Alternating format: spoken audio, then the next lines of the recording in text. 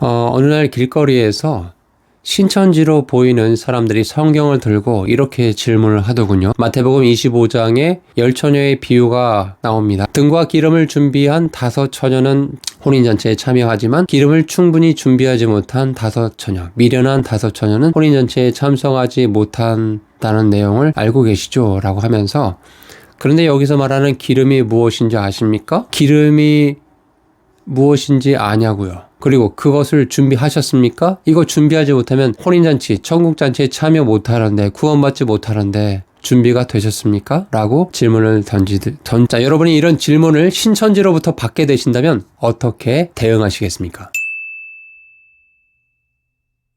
아마 대부분은 무시하거나 상대하지 않으실 거라는 생각이 듭니다. 그러나 여러분, 우리가 이단들을 대할 때 무시하거나 상대하지 않는 거 또 하나의 방법일 수 있지만, 정말 그들이 말하는 사탄의 불화살, 거짓된 교리의 사탄의 불화살을 우리가 성령님의 능력으로, 또 올바른 성경 해석 방법으로 막아내는 지혜를 갖추고 있다면 2차적인 피해를 우리가 방어할 수 있고, 또 그들의 현혹되는 말들에 코가 끼어서 또 미혹이 되어서 끌려가는 많은 불쌍한 성도들을 또 구원할 수 있는 그런 기회가 될 것입니다. 여러분, 마태복음 25장의 10처녀의 비유의 이야기는 잘 아실 겁니다. 자, 신랑이 온다라는 소식을 듣고 10처녀가 이제 그 신랑을 맞이하러 나갑니다. 그런데 예상되는 시간보다 신랑이 이제 늦게 도착하는 거죠. 유대인의 결혼 풍습을 비유해서 예수님께서 마지막 재림의 때에 있을 일들에 대해서 말씀해 주고 있는 것입니다. 자, 그러자 이제 기름을 충분히 준비한 5처녀는 늦게라도 뒤늦게 신랑이 왔을 때 그 혼인잔치에 들어가지만, 기름을 충분히 준비하지 못한 나머지 미련한 5처녀는 이제 신랑이 진짜 왔을 때 그 맞이하러 가지 못하는 거예요. 그래서 기름이 그 5처녀들에게 우리에게 좀 기름을 좀 나눠주면 어떻겠냐라고 하니까, 그 처녀들이 우리도 쓸 것도 부족하다, 차라리 파는 자들에게 가서 기름을 사는 것이 어떻겠냐라고 얘기를 합니다. 그런 와중에 신랑이 이미 도착했고 혼인잔치가 펼쳐지게 되고 문이 닫힙니다.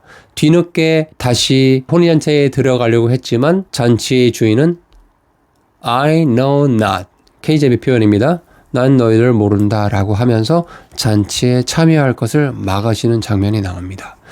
이것이 재림의 때의 모습일 것이다 라고 예수님께서 이제 마태복음 25장의 비유의 말씀으로 얘기해 주셨습니다. 이 10처녀의 비유는 상당히 신학적으로도 많은 논쟁이 이루어졌던 것들이고, 특별히 이 기름을 준비하지 못해서 혼인잔치에 참여하지 못하는 이 부분에 대해서 구원이 취소된 것이다, 기름을 준비하지 못하면 천국에 가지 못한다, 기름이 뭔지 아느냐, 우리만이 기름을 알고 있다 등등 수많은 이단들이 자주 이용했던 그런 단골 메뉴이기도 합니다.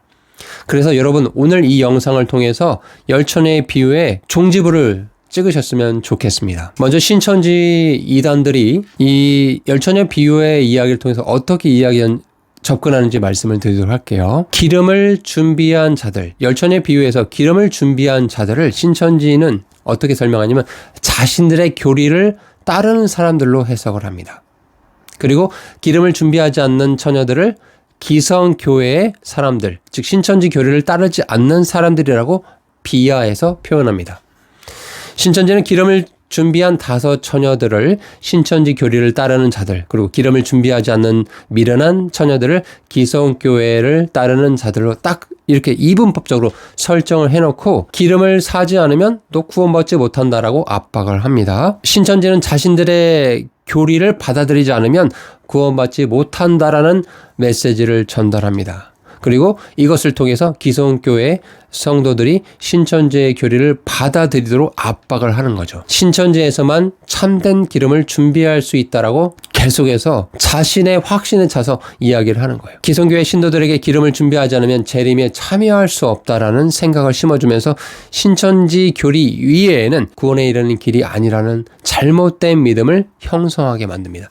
여러분, 이렇게 신천지의 교리를 사람이 듣게 되면 딱 반응은 2가지입니다. 첫 번째 반응은 그냥 무시하는 거예요. 미친 이단들 하면서 이렇게 무시하는 거예요. 두 번째 반응은 혹시 이들의 말이 사실이면 어쩌지? 성경에 대한 확신과 지식이 없는 분들은 이런 마음을 가질 수가 있거든요. 또 이 열천의 비유에 대해서 그동안 궁금했지만 기성교회에서 제대로 해석을 받지 못한 분들은 신천지의 이런 자기의 확신에 찬 말씀을 들을 때 혼돈이 와요. 그리고 불안감과 두려움에 휩싸이게 됩니다. 신천지는 바로 그 점을 파고드는 거예요. 바로 사람의 불안감과 두려움을 조성해서 기성교회 신도들을 자신들의 교리에 굴복하게 만듭니다. 기름을 준비하지 않는 자들은 영원히 구원받을 수 없다라는 불안감을 조성합니다.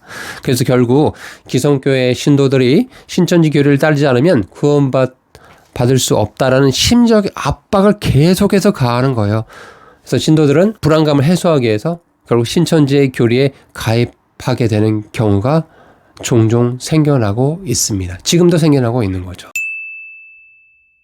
여러분, 왜 기성교회가 신천지의 이런 사기적인 수법에 속수무책으로 당하는 걸까요? 여기는 두 가지 문제점이 있습니다. 첫 번째는 이 기름을 성령님 또 성령 충만함으로 이렇게 그냥 단순해서 치환해서 설명하는 방식입니다. 두 번째는 구원이 취소될 수 있다라는 이 문제를 해결하지 못하는 거예요. 혼인잔치에 기름 준비 못해서 혼인잔치에 참여 못했으니까 구원 취소되는 거 아니냐라고 신천지가 공격했을 때 답변을 못하는 거죠. 기성교회는 신학 교육에 있어서 예수님의 재림에 대한 준비가 대부분 좀 명확하게 다뤄지지 않는 경우가 많습니다. 왜냐하면 이제 재림에 대한 얘기를 하려면 다니엘서 또 요한계시록 마태복음 24장 25장 이런 거 같은 어떤 예언의 말씀들을 풀어야 되는데 이 부분을 다룰 때 좀 조심스러운 부분이 많다 보니까 기성교회에서는 이런 예언의 말씀들, 재림에 관한 말씀들을 잘 다루지 않는 경우가 많습니다.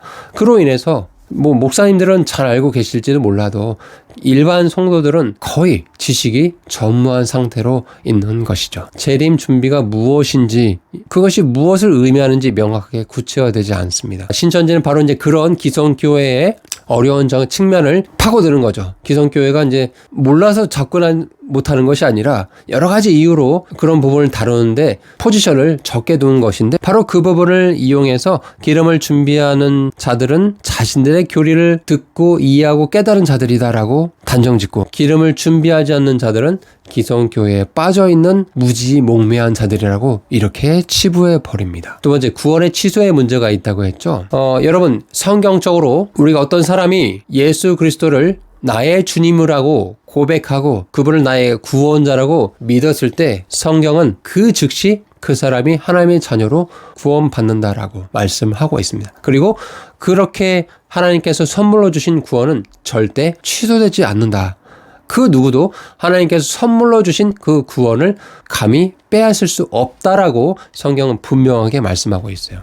자, 그런데요, 이 마태복음 25장 말씀을 가보면 구원이 취소되는 것처럼 보이는 측면이 분명히 있거든요. 잔치에 참여 못했으니까요. 기름 준비를 하지 못해서.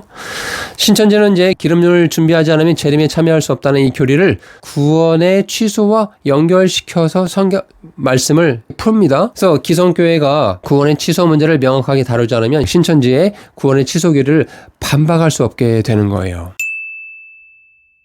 여러분, 우리는 이제 이 문제를 어떻게 해결해야 할까요? 여러분, 성경을 볼 때 여러분 두 가지 측면을 반드시 기억하셔야 됩니다. 첫 번째는 성경은 66권으로 쓰여졌는데 1차적으로 이 성경을 쓴 수신자, 이 성경의 1차적으로 대상이 되는 그 수신자가 누구냐? 여러분, 마태복음의 1차적인 수신자는 유대인들이거든요. 그리고 2차적으로 저와 여러분과 같은 이제 오늘날 성경을 읽는 성도들이죠. 그리고 어느 시대 누구를 대상으로 하신 말씀이냐를 잘 분별하는 것이 매우 중요합니다. 특별히 이렇게 예언의 말씀들을 이해할 때는 이것이 더더욱 중요해요. 우리가 성경을 볼 때, 특별히 신약 성경을 볼 때 교회와 이스라엘, 민족적 이스라엘은 반드시 구분해서 보셔야 합니다. 왜냐하면 성경을 자세히 보면 교회에 대해서 말씀하시는 부분이 있고, 민족적인 그 이스라엘, 지금 1948년도에 해방이 되어서 국가를 세운 저 중동 땅의 이스라엘 민족을 향해서 말씀하신 부분들이 반드시 구분되어 있거든요. 그 부분을 잘 구분해서 보실 필요가 있습니다. 마태복음 25장 1절에 가보면 이렇게 기록되어 있습니다. 자, 이런 관점으로 다시 성경을 봐보세요. 그때 하늘의 왕국은 마치 자기 등벌을 가지고 신랑을 맞으러 나간 열처녀와 같으리라 라고 말씀하고 있어요. 자, 이 부분에 있어서 개역성경에서는 그때의 천국은 마치 등을 들고 신랑을 맞으러 나간 열처녀와 같다 하리니라고 이제 하늘의 왕국을 천국이라고 표현해서 이제 우리의 일반적인 개념으로는 천국 하면 예수님 믿고 살다가 죽으면 가는 곳이라는 그런 고정관념이 있잖아요. 그런데 많은 영어 성경의 원문을 가보면 여기서 말하는 이 천국은 하늘의 왕국, The Kingdom of Heaven이라고 되어 있습니다. NIV나 NAS 킹제임스 성경이나 이 부분을 하늘의 왕국이라고 표현하고 있어요. 그러니까 우리가 죽어서 가는 천국과는 다른 개념으로 지금 예수님께서 말씀하고 있다는 거죠. 자, 이 점을 기억하셔야 되고, 그러면 때의 하늘의 왕국은 자기 등불을 가지고 신랑을 맞으러 가는 열처녀와 같으리니 라고 하셨을 때 그때는 언제냐? 예수님께서 재림하시는 그때. 근데 재림이 단번에 딱 일순간에 이루어지는 것이 아니라 7년이라는 기간을 통해서 이루어져요. 공중으로 먼저 예수님께서 재림하시고 7년이 지난 시점에 땅으로 재림하시는 이 두 단계에 걸쳐서 이루어져요. 바로 이 7년 환란기 기간을 지금 마태복음 25장은 말씀하고 있다. 그때 하늘의 왕국은 즉 킹덤 오브 헤븐, 하나님께서 이 땅에서 정말 왕으로 진짜로 통치하시는, 물리적으로 통치하시는 그 세상의 때가 있을 것인데, 그때 자기 등불을 가지고 그 신랑을 맞으러 나간 열처녀와 같다라고 말씀하셨잖아요. 여기서 신랑은 누구겠어요? 이 땅에서 정말 진짜 물리적인 왕으로 통치하실 예수님, 재림의 때 반드시 그 일이 이루어질 것인데 그 예수님을 맞이하러 나간 열처녀, 즉 유대인들을 가리키는 거다라고 이해하셔야 됩니다. 1차적으로 이렇게 이해하셔야 돼요.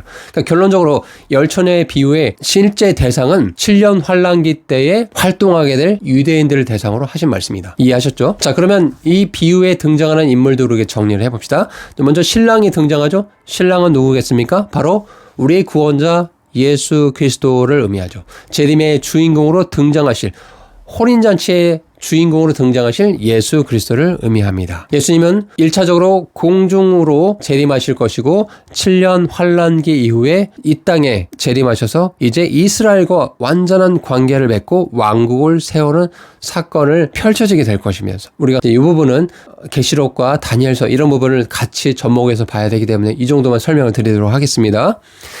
자, 신랑 되신 예수님께서는 유대인들에게 구속의 완성을 이루어 주실 것입니다. 그 민족과 이루신 약속이 있기 때문에. 자, 그리고 이제 혼인잔치에 신랑이 있다면 누가 있어야 돼요? 신부가 있어야 되죠. 신부는 누구냐? 저와 여러분과 같은 구원받은 성도들, 교회를 의미해요. 자, 교회는 예수 그리스도와 결혼 관계로 신약 성경에서 비유가 되고 있습니다. 그리스도의 신부는 본문에 등장하는 것처럼 처녀들, 복수로 표현된 적이 없어요. 다 단수로 표현이 됩니다. 신부는 그리스도와 정혼한 한 순결한 처녀로 성경은 말씀하고 있습니다. 자, 그리고 그러면 신랑이 있고 신부가 있었죠? 그리고 열처녀가 나와요. 이 열처녀는 누구예요? 신랑이 혼인잔치를 오는 것을 맞이하러 오셨을 때 즉시 문을 열고 맞이하러 준비된 그 사람들, 바로 유대인들을 가리키고 있다. 자, 그러면 이제 그들의 단골 메뉴, 신천지의 단골 메뉴, 기름 준비도 했냐 안 했냐 이거 자꾸 따지잖아요. 기름이 이제 도대체 이제 무엇을 의미하는가? 성경이 이 기름이 무엇인지에 대해서 명료하게 말씀하고 있을까요? 이것을 우리가 A는 B다라고 말하기에는 참 어려운 측면이 있습니다. 다수의 사람들이 이 기름을 성령님이다라고 이야기하기도 하는데, 여러분 근데 그렇게 보았을 때는 그러면 기름이 부족했을 때 파는 자들에 가서 그것을 사라라고 이야기했잖아요. 성령님을 사고 팔 수 있습니까?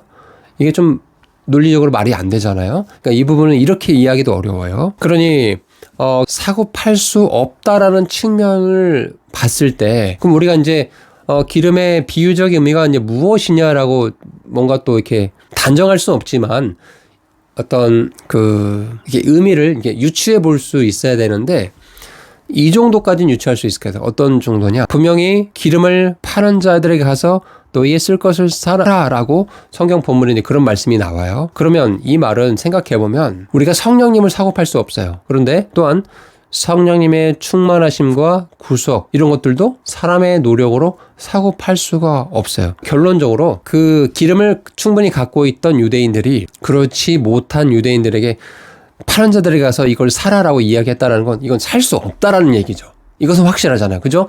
그들이 살 수 있었다면 재빠르게 사서 호인잔치에 참여했을 텐데 참여하지 못했다라는 증거를 우리가 성경에서 볼 수 있기 때문에 기름은 보통 1차적인 A는 B다라고 말할 수 없지만 2차적으로 우리가 교훈적으로 본다고 한다면 성령님의 충만하심, 하나님의 은혜 이 정도로 우리가 생각할 수 있을 것 같습니다. 왜? 하나님의 선물은 우리가 돈으로 사고 팔거나 인간의 노력으로 가질 수 없는 것이기 때문이죠. 어쩌면 1차적 의미로 그러면 그 7년 환란기 때 기름이 충분히 준비된 유대인들은 아마 그때 자기들이 민족적으로 예수님께 어떤 잘못을 했는지 메시아로 오신 초림 예수님을 민족적으로 십자가에 못 박았던 그 일을 깨닫고 회개하고 예수님만이 참된 구원자시구나라고 하면서 정말 순교하는 마음으로 이때는 이제 지금 같은 은혜의 시대가 아니기 때문에 7년 환란기는 뭔가 행위로 드러나는 믿음이 필요하거든요. 믿음의 근거에서 이제 정말 이 행위로 드러나는 믿음이 필요하거든요.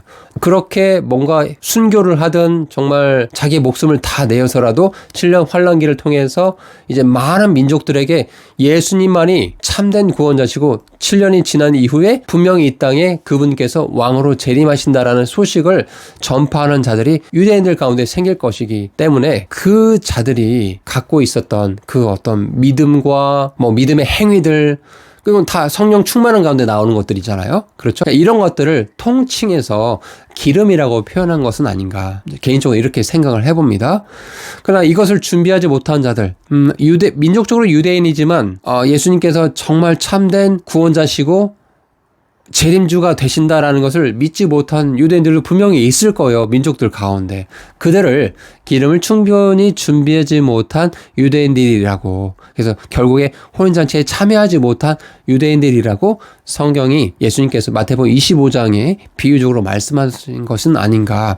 이제 이런 정도의 관점으로 보는 것이 합당해 보입니다. 2차적으로 적용할 수 있어요. 저와 여러분이 오늘날 성경을 보는 입장에서 반드시 예수님께서 이 땅에 재림의 주로 오실 것인데 기름을 충분히 준비한 즉 성령님의 충만함으로 준비된 마음으로 재림하실 주님을 기다리는 마음으로 하루하루 우리가 순결한 처녀처럼 살아가는 것이 얼마나 중요한 것인가 이런 적용은 가능해요. 그런데 여기서 더 나아가서 충분히 준비하지 못하면 구원이 취소된다라는 등 또 신천지처럼 자신들만의 자기들이 가르치는 교리가 기름이니 이것을 받지 않으면 너희 구원받지 못한다라는 이런 사기적인 수법에 절대 넘어가셔서는 안 된다라는 점을 반드시 기억하시면 좋겠습니다. 말씀을 드리도록 하겠습니다. 우리가 2차적으로 우리가 말씀을 적용해보면 우리 모두 다 예수님의 재림을 사모하고 하루빨리 주님께서 이 땅 가운데 오시기를 소망하고 있습니다. 맞습니까 여러분? 여러분 정말 예수님께서 이 땅에 다시 오시길 소망하는 그 믿음을 갖고 하루하루 살아가고 계십니까? 이것을 마태복음 25장이 지금